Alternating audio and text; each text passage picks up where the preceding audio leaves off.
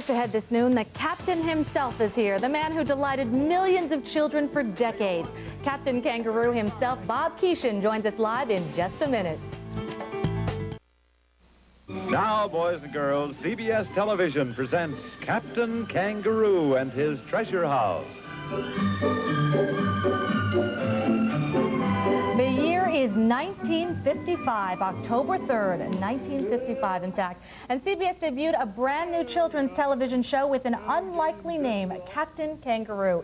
That show went on to delight children for decades, and now the captain, Bob Keeshan, has a new book filled with pictures from the show. It's called Good Morning, Captain. And with us today is Bob Keeshan. I am so thrilled to meet you. I'm sure our viewers are saying, I can't believe he's here.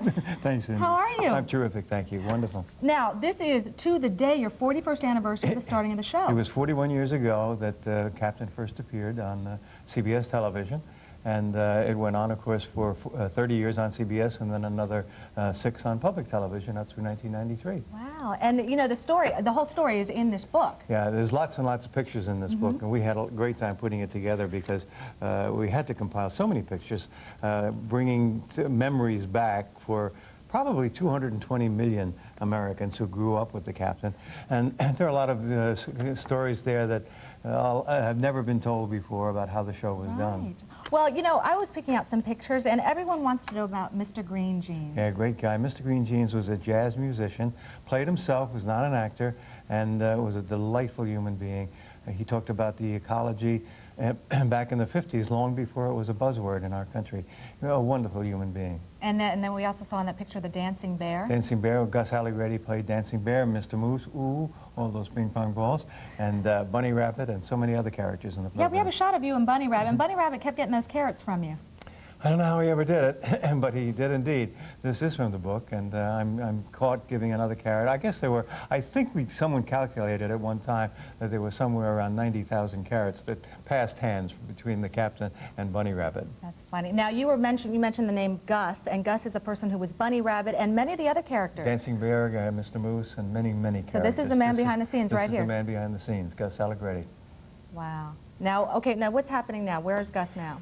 Gus is enjoying himself, relaxing and taking it easy, and of course we lost Lumpy, but most everybody else is around, and we're ready to do more of the same. We're planning now to bring the captain back because of the new regulations requiring television stations to do educational and entertaining program for children. And your new show, it's going to be Captain Kangaroo, and it's going to be next year. Yeah, it's going to come out. Next winter, and one of them will be the captain, and I'm going to do another show, a different character but similar philosophy, so I'll be doing two at once. The American family needs this kind of programming. And you have been working nonstop. You have been testifying in front of the FCC and all sorts of different things. You do parenting seminars, so you don't know the word retirement. No, retirement is a punishment, really, and children and families are very important to me, so I'm very happy to have the opportunity to continue doing it. Yes, with John Forsythe and Amanda Blake on the effect of smoking on children.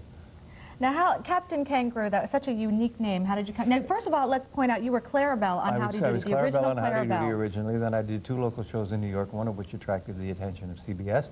We started Captain in 1955. The Captain already was designed. We designed him with large pockets in the costume. He was a guide, showed us around the treasure house. Alliteration seemed important in the days of Howdy Doody and Rudy Kazootie. Captain Kangaroo, the pockets similar to the pouch in a kangaroo. Captain Kangaroo. That's alliterative. And here we should, 41 years later, have a much better story, but I never fibbed to you, Cindy. I just want, you live in Vermont. I live in Vermont. You have 3 children, 6 grandchildren. Correct. And you're visiting us here. And it's so funny because the studio right next door is where you started the show. Well, we didn't start the show there because we opened this facility in the 60s, but before that we were in another facility at CBS. But yes, we were here for many, many years. There are my young children, 3 of them now, who are now in their 40s, but here they were visiting the show early on in the late 50s. And you were only 28 years old when you started. 28 years old, required the makeup. As you see, I've grown into the part. Now, everyone's going to want to meet you, and you're on this book tour. Where can they find you? Well, I'm going to be here in Manhattan this evening at 7 o'clock. I'm going to be at Barnes & Noble, Broadway and 82nd. And then on Saturday, I have 2 appearances at Borders in Levittown at 11 in the morning and at 3 in the afternoon at Borders in Westfield. A wonderful children's book fair. Sunday morning, I'll be there at noontime.